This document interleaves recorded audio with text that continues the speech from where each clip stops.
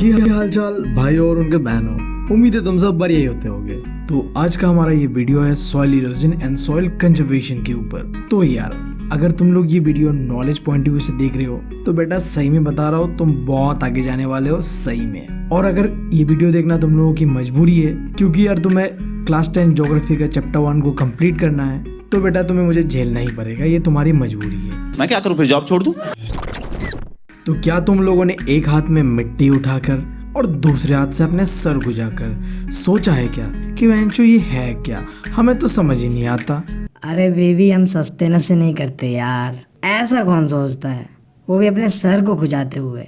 नहीं यार, हम ऐसा नहीं करते, स्पेशली हम अपने सर को तो बिल्कुल नहीं खुजाते। बंदर दिख रहे हैं क्या हम तुम्हें? नहीं ना? फिर अरे यार बरक क्यों रहे हो, मैंने तो बस ऐसे ही पूछ दिया।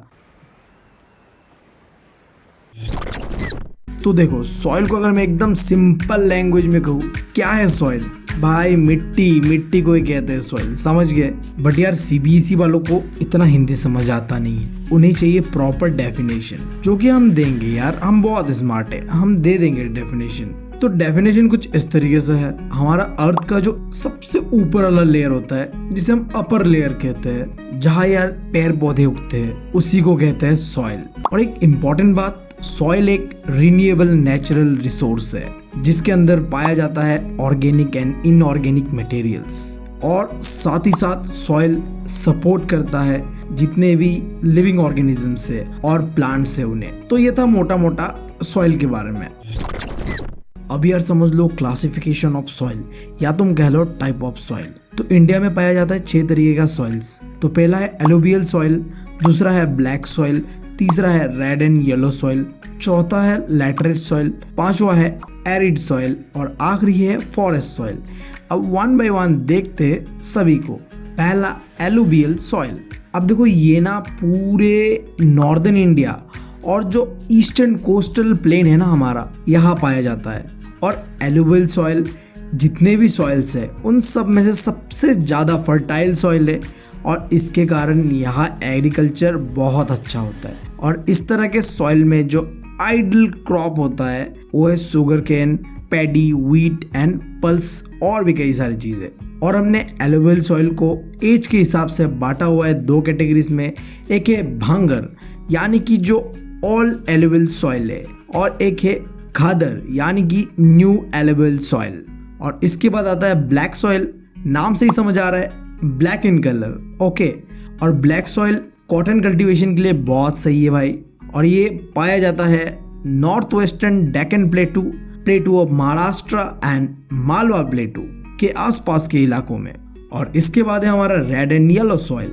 अब यार नाम से ही समझ आ रहा है, red and yellow soil normally red colour का ही होता है, बट बारिश या गीला होने की वजह से वो फिर येलो कलर में कन्वर्ट हो जाता है, इसलिए हमने कहा है इसे रेड एंड येलो सॉइल, समझ गए? और रेड एंड येलो सॉइल ऐसे जगह में पाया जाता है जहाँ बारिश बहुत कम हो, जैसे कि यार जो साउथ और ईस्टर्न पार्ट है ना डेक्कन प्लेटू का, और कुछ छत्तीसगढ़ और ओडिशा के जो एरियाज है, यहाँ पाया जाता है रेड एंड येलो सॉइल। अब उसके बाद है लैटरेट सॉइल। ये पाया जाता है ऐसे एरियाज में जहाँ बारिश बहुत ज़्यादा होती है और टेम्परेचर भी बहुत ज़्यादा होता है, जैसे कि यार कर्नाटक, केरला, तमिलनाडु, मध्य प्रदेश और आसाम के पहाड़ी इलाकों में पाया जाता है। और सही बताओ तो यहाँ का जो लैंड का फर्टिलिटी है उतना अच्छा होता नहीं है, और इसीलिए यहाँ एग्रीकल्चर भी सही होता नहीं है। तो यार इसीलिए हम इस तरह की मिट्टियों को यूज करते हैं ईंटें बनाने के लिए। आई होप तुम लोगों ने कहीं ना कहीं तो देखा होगा ईंटा यानी कि ब्रिक्स। अब उसके बाद है एरिड सॉइल। अब ये यार देखने में रेड और ब्राउन कलर का होता है, जो कि पाया जाता है हमारे राजस्थान के वेस्टर्न पार्ट पे। यार राजस्थान नाम से ही सही लग रहा है, कितना मतलब फीलिंग जग गई भाई, फीलिंग जग गई। खैर यार पढ़ाई पे ध्यान देते हैं।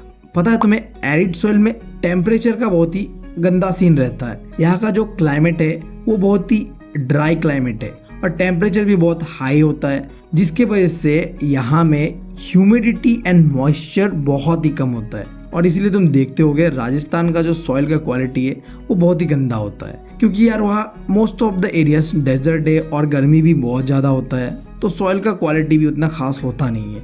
बट वहाँ के लोग बहुत सही होते हैं यार। यार ये कितनी औसम है यार। मैं बहुत पसंद करता हूँ पर्सनली राजस्थान के लोगों को।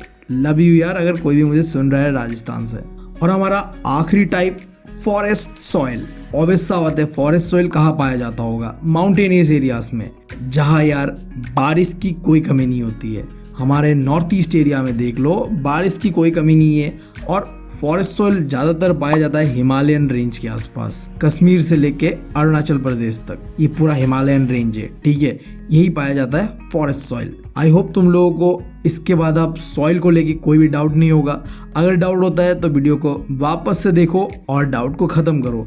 यार डाउट बहुत ही गंदी चीज़ है, जितना रखोगे ना उतना ही बढ़ते जाएगा। इसलिए कभी डाउट मत रखो। लाइफ में यार एकदम क्लियर रहो, करना है तो करना है, नहीं करना है तो नहीं करना है, बस सिंपल, नो डाउट। अगर तुम इसे कॉम्प्लिकेटेड बनाओगे तो यार ये तुम्हारे लिए मुसीबत का बार लेके आएगा। बट अगर तुम इसे सिंपल समझोगे ना तो यार ये भी समय की तरह बीत जाएगा। फोकट का ज्ञान था भाई।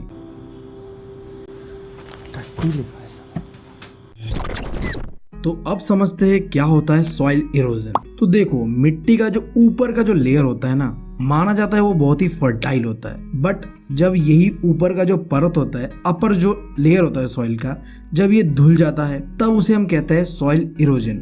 अब ये क्यों धुल जाता है? इसके दो कारण है। एक है नेचुरल कॉज, जिसके अंदर आता है विंड, वाटर एंड ग्लेशियर्स। यानी कि इन तीनों की वजह से जो अपर लेयर होता है सॉइल का वो धुल जाता है। और मैन मेड कॉज का बात करें तो जब हम डिफॉरेस्टेशन करते हैं, या फिर जब हम अपने जानवरों को ज़्यादा खिलाने लगते हैं एक ही जगह पे, या फिर जब हम ज़्यादा इस्तेमाल करने लगते हैं पेस्टिसाइड्स का फार्मिंग में, और साथ ही साथ माइनिंग एंड कंस्ट्रक्शन एक्टिविटीज़ के कारण भी सॉइल इरोजन होता है भाई।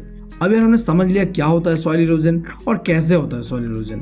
तो अब हम समझ लेते हैं कि हम कैसे सॉइल इरोजन को रोक सकते हैं। क्योंकि देखो, सॉइल का सबसे प्रोडक्टिव पार्ट होता है उसका अपर लेयर। तो अगर सॉइल इरोजन होते जाता है तो सॉइल का जो प्रोडक्टिविटी है, या फिर तुम कह लो फर्टिलिटी जो है, वो ख़त्म हो जाएगा। तो ऐसा ना हो, इसके लिए ज़रूरी है सॉइल कंजर्वेशन का। तो कैसे कंजर्व कर सकते हैं हम सॉइल को? सबसे पहला चीज़ तो एफॉरेस्टेशन करो, यानी कि नए नए पौधे लगाओ और जितना हो सके पेड़ पौधे कम काटो, पहली चीज़। और दूसरी चीज़, फार्मिंग करते समय जितना हो सके पानी का कम इस्तेमाल करो, जिससे कि यार जो तुम्हारा अपर लेयर है सॉइल का वो धुल के ना चला जाए। और तीसरी चीज़, तुम कुछ न्यू फार्मिंग टेक्निक्स का इस्तेमाल कर सकते हो, जैसे कि यार टेरेस फार्मिंग। अब ये क्या है? जो माउंटेन का स्लोप है उसे काट के टेरेस टाइप का बना दो, ठीक है। या फिर तुम क्या कर सकते हो, ऑर्गेनिक फार्मिंग कर सकते हो, जहाँ यार तुम कोई भी केमिकल का इस्तेमाल ही नहीं करोगे। या फिर इससे भी बढ़िया तुम क्या कर सकते हो, शेल्टर बेल्ट बना सकते हो। अब ये क्या है? जो तुम्हारा फार्मिंग लैंड है उसके चारों तरफ पेड़ लगाओ, जिससे कि तुम्हारा जो फार्म लैंड है वो सॉइल इरोजन से प्रोटेक्टेड रहेगा, क्योंकि तुम्हारे आसपास तो पेड़ पौधे हैं भाई। और ऐसे ही कई सारे टेक्निक्स होते हैं जिससे कि हम सॉइल को कंजर्व कर सकते हैं। बट आज के लिए इतना ही। अगर तुम लोगों को वीडियो पसंद आया तो यार चैनल को कर दो सब्सक्राइब, भाई को कर दो सपोर्ट और मोटिवेटेड कि भाई ऐसे वीडियोस तो बनाता रहे। बस और क्या चाहिए, इतना ही चाहिए तुम लोगों से। Thank you, bye bye, love you all. कर दो यार, तुम्हारे पैसे थोड़ी ना कट रहे, कर दो। अरे रुको यार, जाते जाते एक शायरी हो जाए मेरे क्रश के नाम पे। मैं तुम पर नहीं तुम्हारी अदाओं पे मरता हूँ, मैं तुम पर नहीं तुम्हारी अदाओं पे मरता हूँ। मेरे को दारू दे दो, पेड़ के बाद मैं किसी के बाप से नहीं डरता हूँ। अबे मतलब कुछ भी यार भाई, तुम लोगों ने तो मेरा पूरा मूड ही खराब कर दिया भाई। रहने दो भाई, रहने दो।